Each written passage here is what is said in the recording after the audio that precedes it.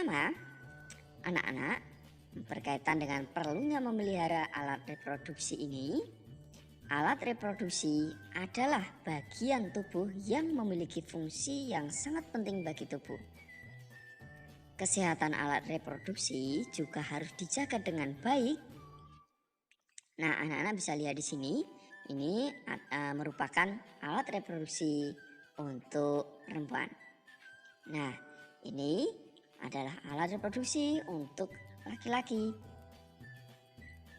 Nah, misalnya anak-anak setelah buang air kecil, anak-anak harus membersihkan alat reproduksinya ya. Dan jangan lupa tetap akhiri dengan cuci tangan. Anak-anak juga membiasakan mandi 2 kali sehari ya, agar tubuh anak-anak senantiasa bersih dan sehat. Saat mandi, alat reproduksi dibersihkan dengan sabun mandi. Nah, pakaian yang dikenakan untuk menutupi alat reproduksi harus bersih dan kering ya. Nah, kemudian kebersihan alat reproduksi harus dijaga agar terhindar dari bibit penyakit. Manfaat menjaga kebersihan alat reproduksi, anak-anak sekalian, manfaatnya yaitu pertama, kulit di sekitar alat reproduksi selalu sehat dan bebas dari bau tidak sedap. Aktivitas buang air kecil dan buang air besar tidak terganggu. Nah, tentu anak-anak, jika kebersihan alat reproduksi selalu terjaga akan terhindar dari berbagai penyakit juga. Nah, tak kalah penting juga anak-anak juga dapat beraktivitas sehari-hari dengan nyaman. Tujuan sekarang anak-anak, tujuannya apa? Kita kok harus menjaga kebersihan alat reproduksi ini? Tujuan yang pertama, memelihara fungsi alat reproduksi kita.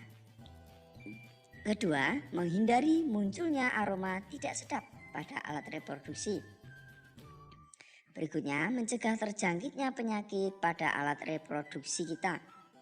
Dan terakhir, meningkatkan kenyamanan dalam melakukan aktivitas.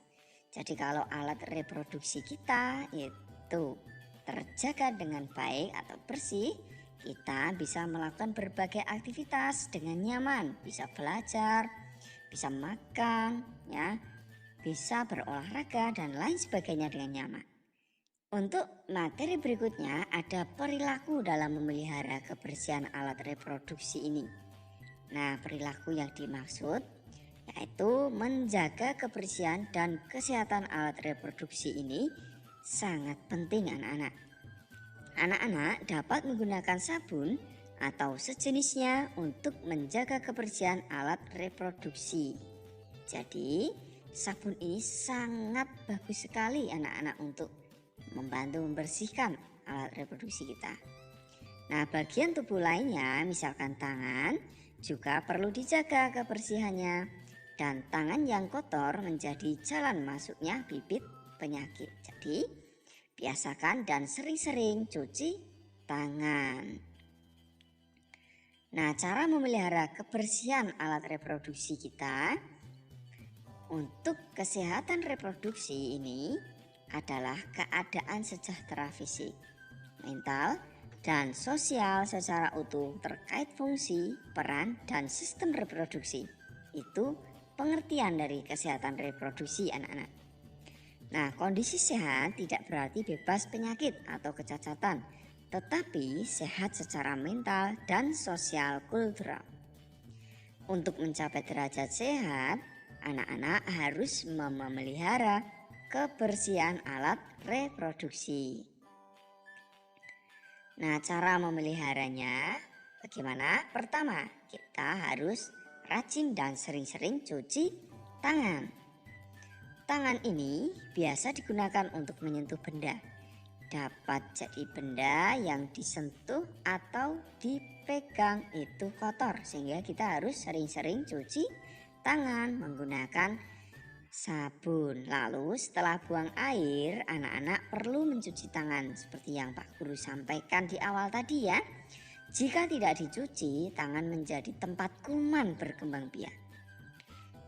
Gunakan sabun anak-anak ketika cuci tangan ya. Nah, cara yang berikut yakni membersihkan diri setelah buang air. Nah, setelah buang air, baik buang air kecil ataupun buang air besar, jangan lupa membersihkannya ya. Bilas anggota tubuh menggunakan air bersih yang mengalir. Gunakan tangan kiri untuk membersihkannya. Gunakan pula sabun agar kebersihan makin terjaga. Kebersihan pada alat reproduksi juga meningkatkan kenyamananmu dalam beraktivitas. Berikutnya, anak-anak harus mengelap dengan handuk atau tisu. Apa jadinya jika bagian tubuhmu basah dan lembab, anak-anak? Ada yang tahu? Nah, tubuh menjadi tempat tumbuhnya jamur nantinya. Jamur kulit menyebabkan gatal-gatal. Ayo anak-anak, pernah badannya gatal tidak? Nah, itu salah satunya disebabkan oleh jamur. Secara refleks, anak-anak akan menggaruk kulit tubuh karena gatal. Nah, tindakan ini dapat melukai tubuh anak-anak dan menambah luasnya jamur kulit. Bahkan, kulitmu dapat mengalami iritasi. Untuk menghindari tumbuhnya jamur, maka anak-anak perlu mengeringkan tubuh dengan mengelap tubuh. Nah, seperti yang anak-anak lihat di sini, bisa menggunakan handuk ataupun tisu saat berkeringat atau basah ya. Begitu anak-anak. Berikutnya, anak-anak harus mengenakan celana dalam yang bersih dan higienis. Higienis berarti bebas dari kuman atau tidak mengandung bibit penyakit. Apa hubungannya higienis dan celana dalam? Nah, celana dalam yang bersih dan higienis dapat menjaga kebersihan alat reproduksi kita. Ganti celana dalam sekurangnya 2 kali dalam 1 hari ya. Mengapa? Karena celana dalam yang kotor ini dan lembab akan rentan sekali dengan kuman atau penyakit. Kamu dapat memilih celana berbahan katun karena bahan katun menyerap keringat sehingga sekitar alat reproduksi anak-anak tidak lembab. Gitu ya anak-anak. Nah, berikutnya mencuci pakaian dan celana yang kotor. Pakaian dan celana kotor menjadi sarang bibit penyakit. Agar tetap bersih, pakaian dan celana kotor harus dicuci ya. Setelah dicuci harus dijemur. Juga bisa dilanjutkan dengan disetrika.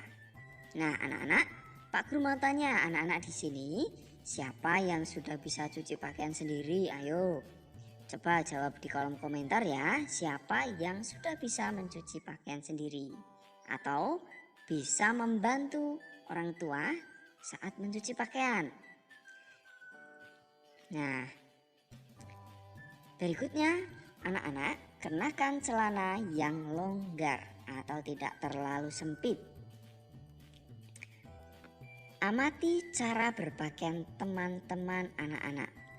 Adakah temanmu atau orang yang di sekitar anak-anak mengenakan celana ketat? Ada atau tidak? Nah, tahukah kamu mengenakan celana ketat dapat mengganggu peredaran darah? Suhu tubuh pun juga akan meningkat. Agar kesehatan reproduksi terjaga, kamu sebaiknya mengenakan celana agak longgar. Nah, anak-anak dapat bebas bergerak dan lebih nyaman beraktivitas. Tentu kalau menggunakan celana yang agak longgar ya. Berikutnya, membiasakan buang air di toilet atau di kamar mandi ya. Nah, mengapa anak-anak? Membiasakan buang air di toilet atau kamar mandi ini adalah kebiasaan yang terpuji dan dapat menjaga kesehatan tubuh kita. Hindari buang air di sembarang tempat anak-anak. Selain mengganggu orang lain, buang air di sembarang tempat ini merupakan perilaku yang tidak terpuji atau perilaku yang tidak baik. Kebersihan toilet atau kamar mandi juga perlu dipelihara secara rutin. Nah, toilet atau kamar mandi yang kotor menjadi sarang kuman. Kuman dapat menimbulkan penyakit. Itu ya anak-anak. Selanjutnya, anak-anak perlu menjauhi makanan dan minuman yang kurang sehat. Bisa anak-anak lihat beberapa contoh makanan di sini. Setiap orang tentu perlu makanan dan minuman sehat ya. Nah, dengan mengonsumsi menu sehat, anak-anak dapat menjaga kesehatan alat reproduksi juga. Kamu juga perlu membiasakan pola hidup sehat, misalnya rajin berolahraga. Apakah makanan dan minuman di lingkunganmu sehat? Jawab jujur ya, ayo. Baik. Berikutnya anak-anak, Pak Guru akan tambahkan juga materi penyakit akibat kebersihan alat reproduksi yang tidak terjaga. Apa saja penyakitnya? Pertama, ada infeksi saluran kencing. Infeksi saluran kencing atau infeksi saluran kemih disebabkan bakteri Escherichia coli. Bakteri ini hidup di dalam saluran cerna yang masuk pada saluran uretra. Infeksi saluran kencing dibagi menjadi infeksi saluran kencing bagian bawah dan bagian atas. Gejala infeksi ini untuk yang bagian bawah yaitu rasa ingin selalu buang air kecil, nyeri atau perih saat buang air kecil, warna urin keruh, dan bau urin tidak sedap. Gejala infeksi saluran kencing bagian atas yaitu nyeri. Nyeri pada bagian selangkangan, mual, dan demam. Nah, penyakit berikutnya ada kudis. Kudis disebabkan tungau Sarcoptes scabiei. Tungau menggali sarang di bawah lapisan kulit sehingga kulit akan gatal dan membentuk ruam. Penyakit ini dapat menular melalui sentuhan kulit. Penyakit ini juga ditularkan jika terjadi kontak langsung dengan hewan yang mengidap kudis. Kamu dapat tertular kudis jika sering bertukar pakaian dengan orang lain atau menggunakan handuk sama. Hindari saling meminjam pakaian atau handuk karena menyebabkan penyakit kulit. Seorang penderita kudis sebaiknya disediakan handuk khusus ya. Nah, pakaian yang dikenakannya juga tidak boleh dikenakan orang lain karena bisa menular ya. Nah, penyakit berikutnya ada eksim. Apa itu penyakit eksim anak-anak? Nah, eksim ini adalah peradangan pada kulit yang menyebabkan munculnya gatal-gatal. Pada kondisi tertentu, kulit memerah, kering, dan pecah-pecah. Eksim ini merupakan jenis penyakit jangka panjang. Setelah menghilang, gejalanya dapat muncul kembali. Kulit yang terkena eksim tidak boleh digaruk loh, karena menyebabkan infeksi dan iritasi. Tentu akan semakin menyebabkan luka atau penyakit ini semakin parah, berbahaya ya. Dan penyakit yang terakhir ada uretritis. Uretritis ini adalah infeksi yang menyebabkan peradangan pada bagian lapisan uretra.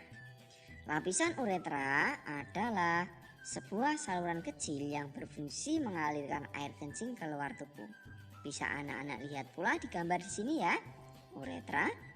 Nah, penyebab uretritis ini antara lain bakteri yang masuk ke saluran uretra sehingga terjadi infeksi. Tanda-tandanya seperti gatal, terlihat memar dan perih. Kesehatan alat reproduksi juga dapat dideteksi dengan bau loh. Nah, jika tercium bau tidak sedap berarti kebersihan alat reproduksi kurang terjaga. Jika kamu menemukan tanda-tanda tersebut, segera bersihkan alat reproduksi dan periksakan diri ke dokter. Itu ya, tentu sampaikan pula pada orang tua ya. Begitu anak-anak, materi pembelajaran kita hari ini semoga bermanfaat. Anak-anak, jangan